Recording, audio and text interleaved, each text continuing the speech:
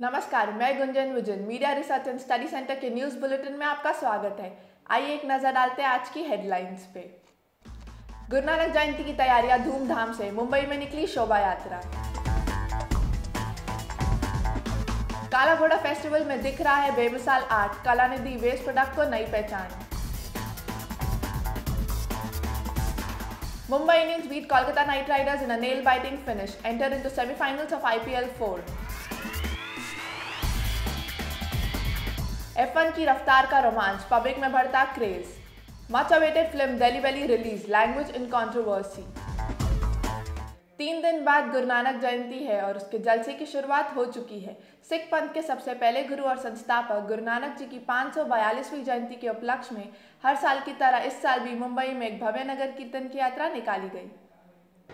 नानक नाम चढ़दी कला, तेरे पाणे सरपत तपला। सबका भला चाहने वाले गुरु नानक देव जी के इन्हीं बोलों के प्रति आस्था रखते हुए 3 दिन पहले से गुरु नानक जयंती की तैयारियां शुरू हो जाती हैं। एक ओंकार सतनाम करता पुरख निर्भव निर्वैर।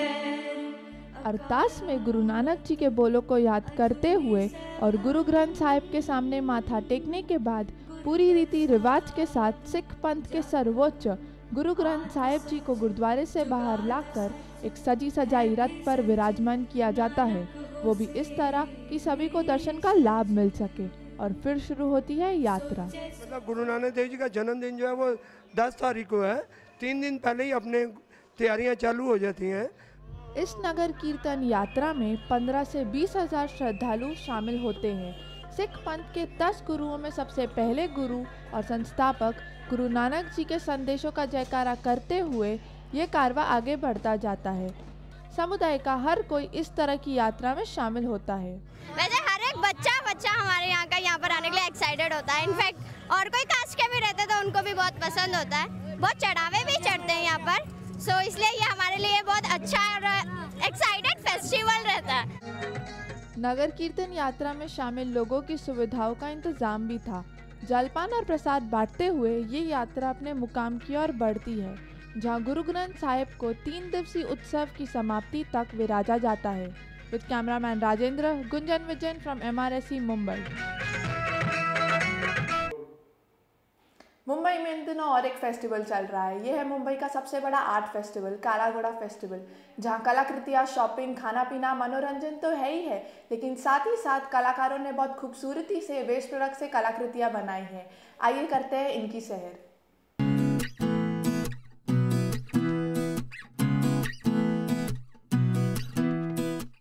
कला प्रेमियों की पसंदीदा जगह यानी कि काला घोड़ा फेस्टिवल। मैं इस वक्त मुंबई के काला घोड़ा फेस्टिवल में हूँ, जहाँ देश भर से आए कलाकार अपनी कला शोकेस करते हैं और हर साल यहाँ कुछ नया देखने को मिलता है। इस बार कलाकारों ने ये बताया है कि कैसे वेस्ट प्रोडक्ट से कुछ अच्छा बन सकता है। आप यहाँ देख सकते हैं काला घोड़ा, जो कि फेस्टिवल का नाम है, उसे इस्टेब्लिश करते हुए ये साइकिल के टायर्स से, प्लास्टिक से, पेपर से, मेटल से, जो वेस्ट मेटल है उससे बनाया है। यहाँ सबसे ज़्यादा साइकिल के टायर्स यूज़ किए गए हैं, जो इस चीज़ का प्रतीक देते हैं कि कैसे हम आगे बढ़ते हैं। उसी तरह ये घोड़ा भी हमें यही बता रहा है कि कैसे हम करेज और फ्रीडम के साथ आगे बढ़ते हैं। गांव के लोग जो कि शहर से कोसों दूर है और शहर के लोग जो ट्रेडिशनल गांव को भूल चुके हैं, यहाँ आर्टिस्ट ने कुछ ऐसा बताने की कोशिश की है। ये जो पूरा सीन है, जो पूरा एटमॉस्फेयर बनाया है, वो ट्रेडिशनल गांव का है। कैसे गांव के लोग सुबह पानी भर कर आ रहे हैं, एक लेडी चरखा चला रही है। यहाँ ये सब वेस्ट मटेरियल से बनाया है। न्यूज़पेपर्स से ये ग्रास बनाया है। ये जो फ्लावर्स है वो झाड़ू की तीलियों से बनाए हैं। वहाँ आप जो हेंस देख सकते हैं वो जो लेस के रैपर्स होते हैं उनसे बनाया है। ये जो सब मॉडल्स है ये सब जूट से, गोबर से, हेना से, इन सब चीज़ों से बनाया है। यहाँ आर्टिस्ट ये बताने की कोशिश कर रहे हैं कि कैसे जो शहर के लोग हैं जो गांव को भूल चुके हैं, उनका एक पूरा फील देने के लिए एक पूरा सीन बताया है गांव का, जिससे शहर के लोग कोसों दूर हैं।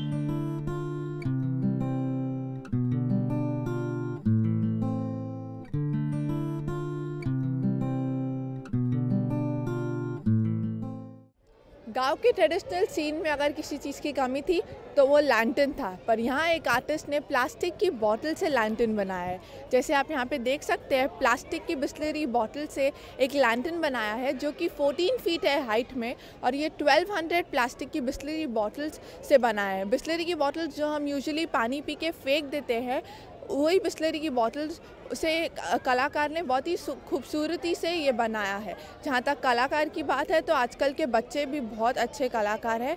यहाँ 45 टैलेंटेड बच्चों ने बनाया है जो कि 5 to 15 इयर्स के एज के हैं। उन लोग ने यहाँ पर एक प्लास्टिक की बॉटल से बनाया है। इसमें ये प्लास्टिक की बॉटल जो है, इनमें एक मिनिमम अमाउंट ऑफ 1 रुपीज़ हर रोज़ डालना है, और at the end of the month ये किसी ऐसे बच्चे को देना है जिसे इसकी ज़रूरत है। और यहाँ पर उनने वो थॉट्स शेयर किए हैं जो वो डेली बेसिस पर एक दूसरे से कन्वे करते हैं। जिन बच्चों ने यह बनाया है उनमें से एक लड़की यहाँ पर हमारे साथ है। आइए उनसे कुछ बात करते हैं इस बारे में। हम कई बच्चे थे और हमने अच्छे कार्य किए, और हर दिन हम दूसरों के लिए पैसे इकट्ठा करते हैं और भगवान से धन्यवाद करते हैं। आपका नाम? मेरा नाम अवीशा है और मैं 13 साल की हूँ। यहाँ जो बच्चे हैं वो 5 इयर्स से 15 इयर्स ऑफ एज के हैं जिनने ये पूरा बनाया है। जैसे इस लड़की ने आपको बताया कि ये लोग हर रोज़ इन बच्चों के लिए जिनको ज़रूरत है पैसों की, पढ़ाई के लिए, डेली नीड्स के लिए, उनके लिए पैसे इकट्ठे करते हैं और at the end of the month उन्हें ये देते हैं।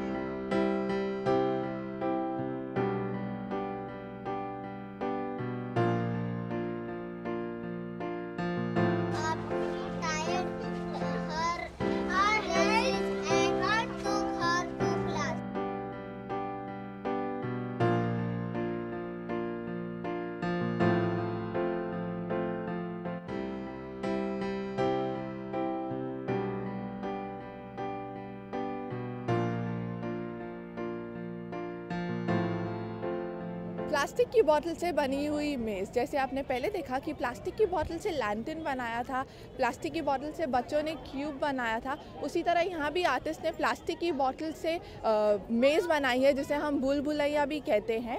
ये प्लास्टिक की बिस्लरी बॉटल्स जो हम यूजुअली पानी पीकर क्रश करके फेंक देते हैं, उससे बहुत ही खूबसूरती से मेज़ बनाया है जो बच्चे बूढ़े बड़े सब अंदर जाकर उसके खेल रहे हैं, एंजॉय कर रहे हैं। ये हम सोसाइटी में भी बना सकते हैं बच्चों के खेलने के लिए।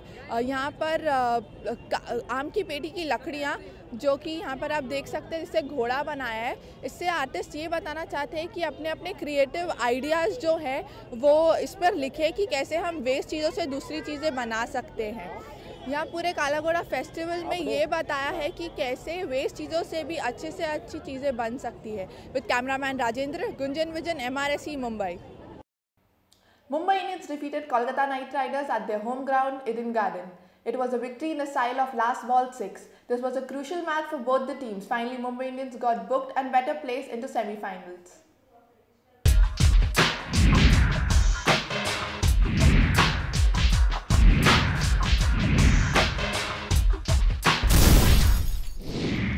आज कोलकाता के ईडन गार्डन में मुंबई इंडियंस और कोलकाता नाइट राइडर्स के बीच एक मैच हुआ। मुंबई इंडियंस ने कोलकाता नाइट राइडर्स को 5 विकेट से हरा दिया और मुंबई इंडियंस के कैप्टन सचिन तेंदुलकर ने टॉस जीतकर फील्डिंग करने का डिसीजन लिया और मुंबई इंडियंस ने बाद में अपनी टीम में कुछ बदलाव भी लाए। Renovations have been done for the World Cup, but have a look at this crowd. It's Robert the coin. Hence it is. The ball first. So Andrew Simons missing out in today's game. Kolkata Knight Riders की शुरुआत इतनी अच्छी नहीं रही। Goswami 1 run पर ही out हो गए। गौतम गंभीर जो कि टीम के कैप्टन हैं, उनने सिर्फ 8 रन बनाए और उनकी विकेट ली अबू नकीम ने। जैक कालिस जिसने सबसे ज़्यादा रन बनाए, उनका स्कोर था 59 रन। मनोज तिवारी ने 35 रन बनाए। यूसुफ पठान जो कि हिटर है, उनने 36 रन बनाए और अगले खिलाड़ी रेयान 10 ने 18 रन बनाए और उनका साथ देते ही जैक कालिस ने एक 6 मारा 70th ओवर में, जिसने मैच में उत्साह ला दिया। मुंबई इंडियंस ने बहुत ही अच्छी बॉलिंग और फील्डिंग की और कोलकाता नाइट राइडर्स को जमने नहीं दिया। Kallis will have. Oh no! Goswami has to go. It's 4 for 1. As it were. Oh, bowled him out. Out for 8. 22 for 2. Oh, he will have to leave the field.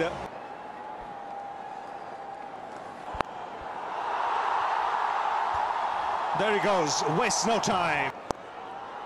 Oh, fine shot. He knew exactly. That should be 4 more. And when you see it like this is beautiful cricket.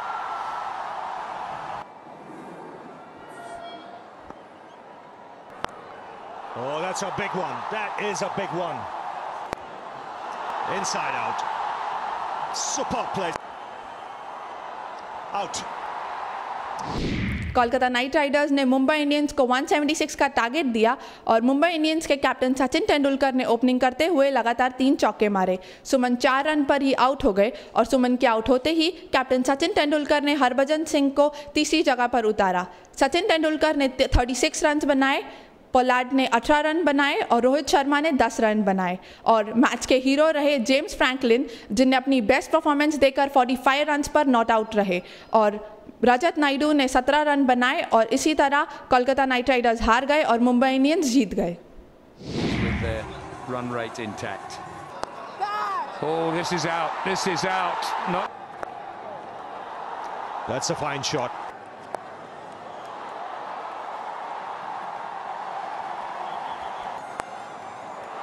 That's in the air. This should be taken.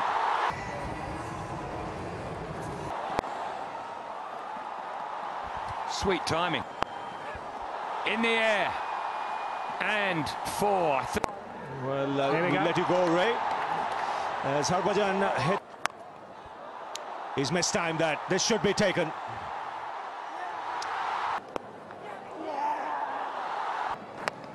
He's bowled him. First ball 4.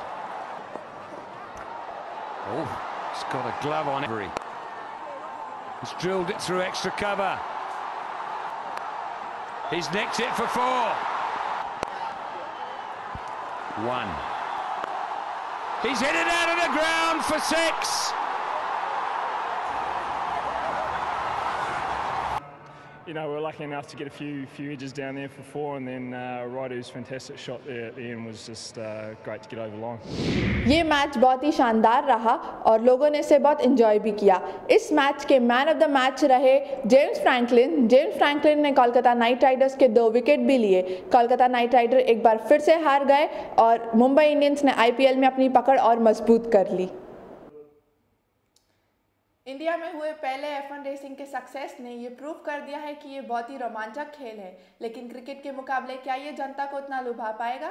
आइए देखते हैं इस पे जनता का क्या कहना है। F1 is just started in India, so both are equally best and people can enjoy. Cricket के हिसाब से देखते या कोई भी रेसिंग के हिसाब से देखते तो गेम होता है, कोई भी गेम रहने दो, उससे फेमस पब्लिक ही करती है। अगर कार रेस है तो उसका अब तक एडवर्टाइजिंग नहीं है, मीन्स लोगों को पता नहीं है। क्रिकेट का हिस्सा सबको पॉपुलर है, सबको फेमस है, सबको पता है। अगर वैसे ही वो लोग पॉपुलर कर देंगे तो सभी जगह पे फेमस हो जाएगा। जैसे अभी क्रिकेट है, हॉकी है, उस जगह से इंडिया भी ऊपर आ सकता है। थोड़ा टाइम वो होने के बाद थोड़ा क्रेज़ आ जाएगा तो फेमस हो सकता है, चांसेस है। क्या है, यंग लड़के जो है वो ज़्यादा रेसिंग वगैरह में प्रेफर करेंगे क्रिकेट से ज़्यादा, क्योंकि क्रिकेट अभी कैसे थोड़ा बोरिंग होते जा रहा है। हम लोग सब F1 का फैंस है। मेरे फ्रेंड्स सब अभी जास्ती करके F1 रेस ही देखते, इसीलिए क्रिकेट से ज़्यादा क्रिकेट फुटबॉल से इंटरेस्ट देखने से अच्छा F1 रेस पे इंटरेस्ट डालने चाहिए। महंगा गेम है, गरीब लोग के फ़ायदा नहीं है, वो किसके लिए? पैसे वाले लोग के लिए। अभी यंगस्टर को लोग को भी कार में बहुत दिलचस्पी है, क्योंकि अभी क्रिकेट क्या हमेशा चलता ही रहता है, तो अभी लोगों का क्या कुछ नया मांगता है। क्रिकेट को ज़्यादा सपोर्ट करेंगे क्योंकि वो एक साधारण खेल है, लेकिन ज़्यादा उसमें मतलब कंफर्टेबल और ज़्यादा मज़ा है और वो सस्ता भी है, वो कोई भी खेल सकता है। और F1 बहुत महंगा है, इसीलिए हम और हमारे पूरे फ्रेंड क्रिकेट को सपोर्ट करेंगे। ऑब्वियसली वहाँ पे जान का खाता है, क्योंकि because it's about a car racing and it's about a control, that कहाँ कितना कंट्रोल कर सकता है अपने कार को। Beside to cricket, the another sport should give an importance and it should be famous, and I think so it can be famous more than cricket, or as it is a cricket in India, F1 will be famous. Yes, I think so. This Friday, the most awaited movie among youngsters, Aamir Khan home production Delhi Belly has hit the screen. No doubt the movie is entertaining, but at the same time, the language is such that you can't watch it with your family. Let's take a review.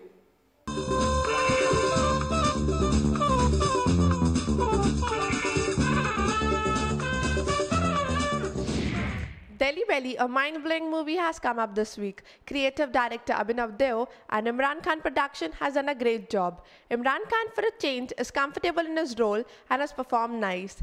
The adorable Veer Das is superb as usual with his comic timings. Even without having much dialogues in the film, he has done a screaming on-screen presence. Part funny, part annoying, Kunal Roy Kapoor, who suffers from diarrheal attack throughout the film. Quite a few laugh, it's Vijay Raj playing gangster's role who shines all the way. Even his funny face poker dialogues do not fail to tickle your funny bones. And with the catchy lyrics, the music goes well with the mood and the pace of the film. Don't go for a great story, it's a very routine story like diamonds are missing, who has it, where is it, no one knows, but the chase keeps on going throughout the film. Surprise.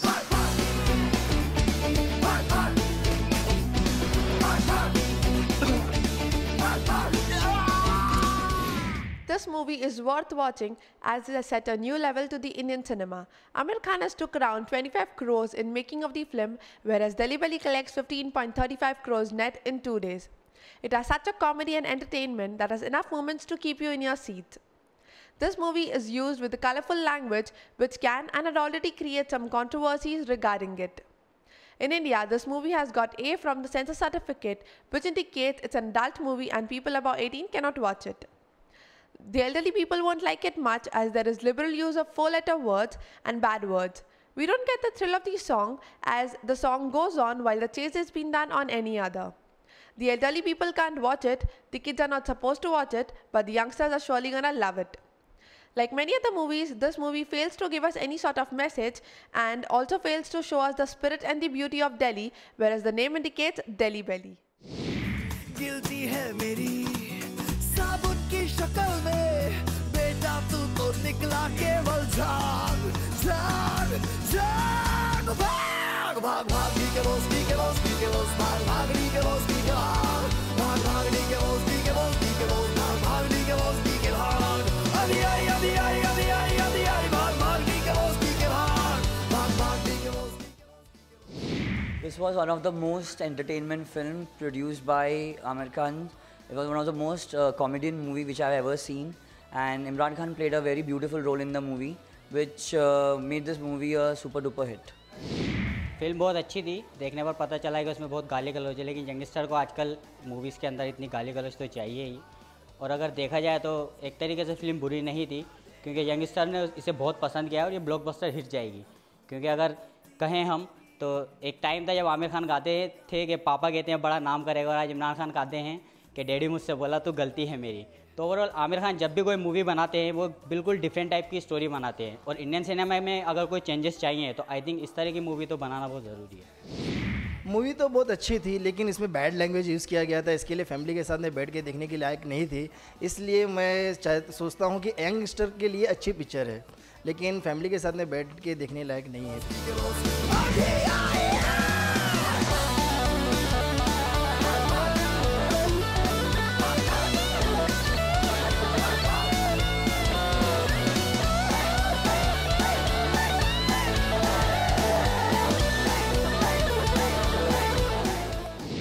This film is sure to make you go red in face, if not from embarrassment, then for sure from too much of laughing. Sure to get you a Delhi Belly ache. One of the most original and entertaining comedies out of Bollywood in recent times. According to me, this movie is going to make flying stars. From my side, 3.5 star, Gunjan Vijan, MRSE, Mumbai. So this was the news this hour. Keep watching Media Research and Study Center for the regular updates and news.